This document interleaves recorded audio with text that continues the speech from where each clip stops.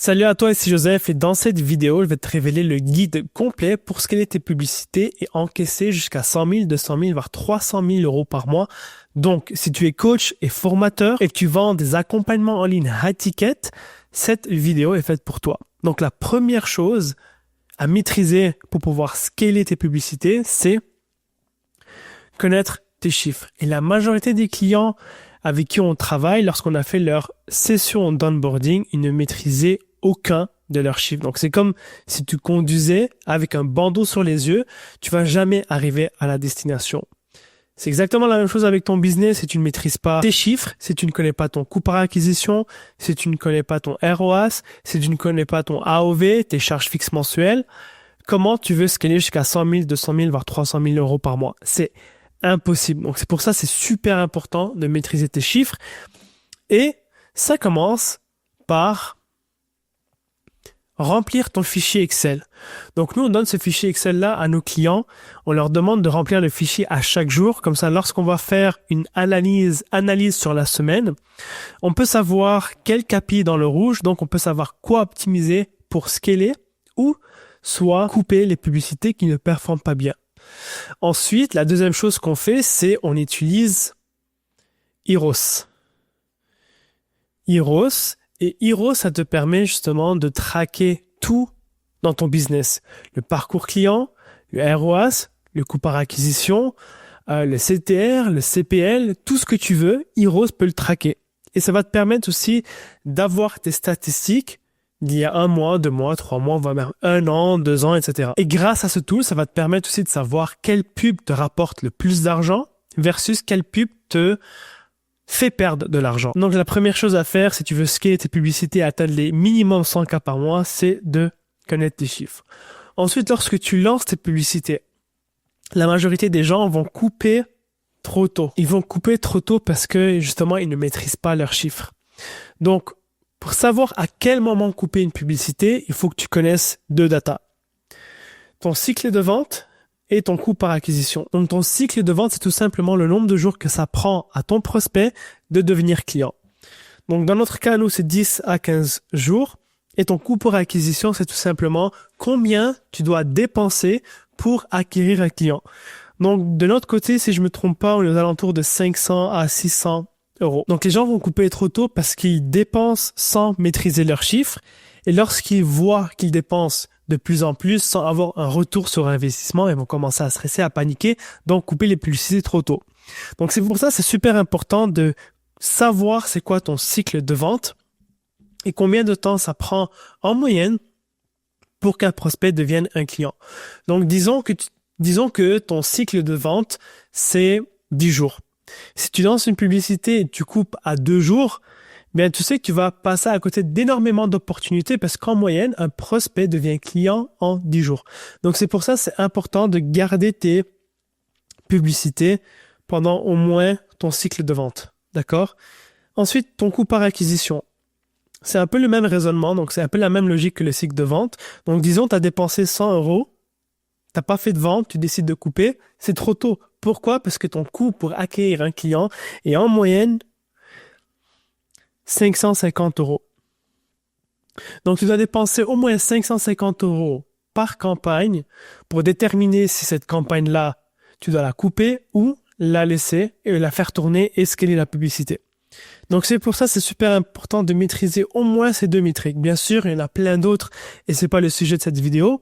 Là, je vais juste te montrer comment maîtriser tes chiffres et comment scaler et aussi comment couper les publicités qui ne performent pas.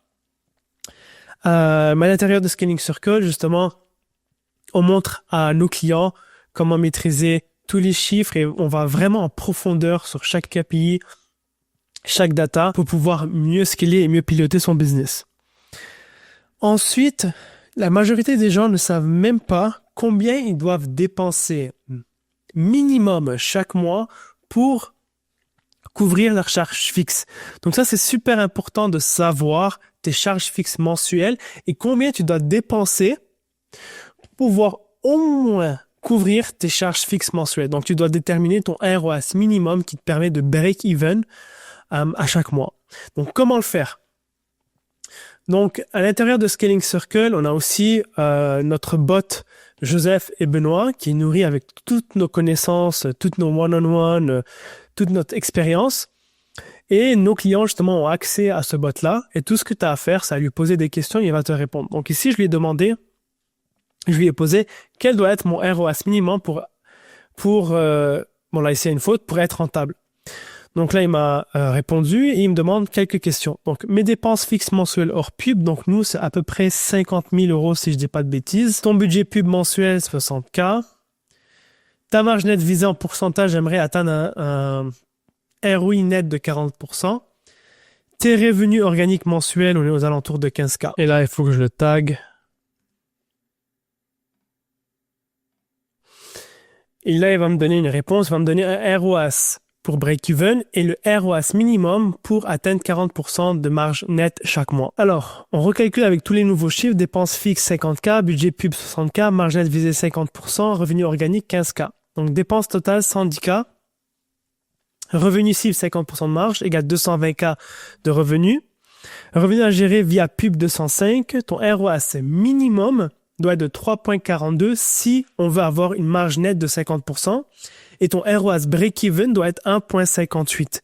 Donc, je dois avoir un ROAS minimum de 1,58 pour être rentable. Donc, si je lui demande, Joseph, donc, combien je dois dépenser en ads minimum pour couvrir mes charges mensuelles fixes. Donc, on doit dépenser 10,2K minimum par mois pour couvrir les charges fixes mensuelles avec un ROAS minimum de 1,58. Donc, c'est super important de savoir combien tu dois dépenser minimum par mois et quel est le ROAS minimum pour break-even et couvrir toutes tes charges mensuelles fixes.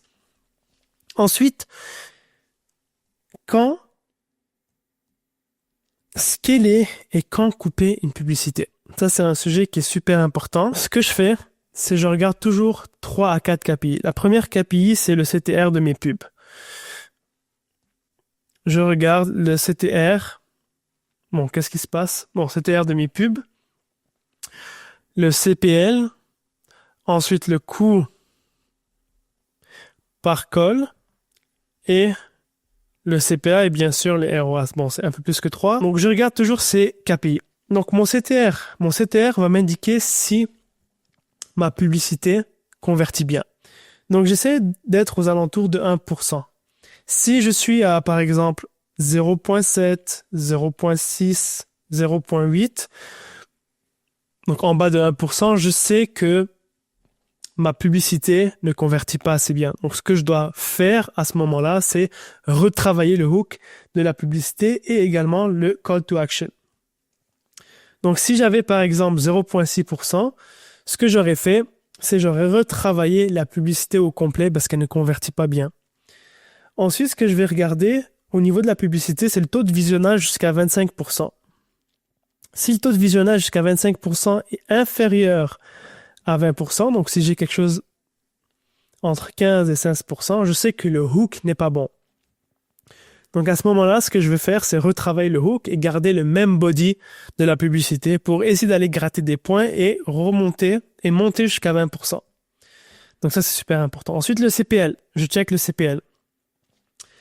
Si mon CPL est dans les clous, donc si je sais que mon coût par lead moyen est d'environ 10 euros et que j'ai dépensé jusqu'à 30-40 euros et que j'ai eu 0 lead, à ce moment-là, je vais couper la publicité. Coût par call, disons que mon coût par call moyen est de 100 euros. Si j'ai dépensé 300 à 400 euros sans avoir un call, je vais couper la publicité. Donc la règle ici, c'est de toujours dépenser un minimum de x3 sur les KPI avant même de prendre une décision. Ensuite, mon CPA. Je vais dépenser, si mon coût par acquisition est d'environ 500 euros, je vais dépenser en moyenne 1,5 fois à 2 fois mon coût par acquisition avant de prendre une décision. À condition que mon CTR respecte mon KPI moyen, à condition que mon CPL est bon et que mon coût par call est bon. Donc, une fois que mon CTR est bon, mon CPL est bon, mon coût par call est bon, mais j'ai toujours pas eu de vente, je vais dépenser 1,5 à 2 fois mon CPA avant de prendre une décision et de couper trop tôt. Parce que comme j'ai dit au début de cette vidéo, si je coupe trop tôt, je vais passer à côté énormément d'opportunités. Et bien sûr, le ROAS. Je vise un ROAS de 2 minimum sur les publicités en froid. Donc, quand j'ai un ROAS de 2 et que mes KPI sont bonnes, à ce moment-là, je vais scaler. Donc, il y a plusieurs façons de scaler. Comment faire pour scaler une publicité? De 1, tu peux scaler de manière verticale. Donc, manière verticale, c'est tout simplement augmenter le budget d'environ 15 à 20% tous les 3 jours. OK? Tous les 2-3 jours. Si tu remarques que ton ROAS commence à diminuer, que ton CPA explose et que ton coût par call explose, ce que tu vas faire, c'est diminuer, tu vas arrêter d'augmenter le budget et tu vas le garder pendant 3-4 jours. Et tu vas augmenter tranquillement ton budget à travers les jours. Donc, au lieu d'augmenter 20% à chaque 3 jours, tu vas le stabiliser sur 3 jours sans augmenter le budget. Une fois que c'est stable, tu vas recommencer à augmenter le budget de 10 à 15%. De 10 à 15% chaque 3 jours. Parce que quand tu scales trop vite et que tu remarques que ton ROAS dérape et que ton CPA explose, ça veut dire que l'algo est en train de changer, l'algorithme de Google ou de Meta est en train de changer et Meta ou Google va aller chercher des leads qui sont moins qualifiés.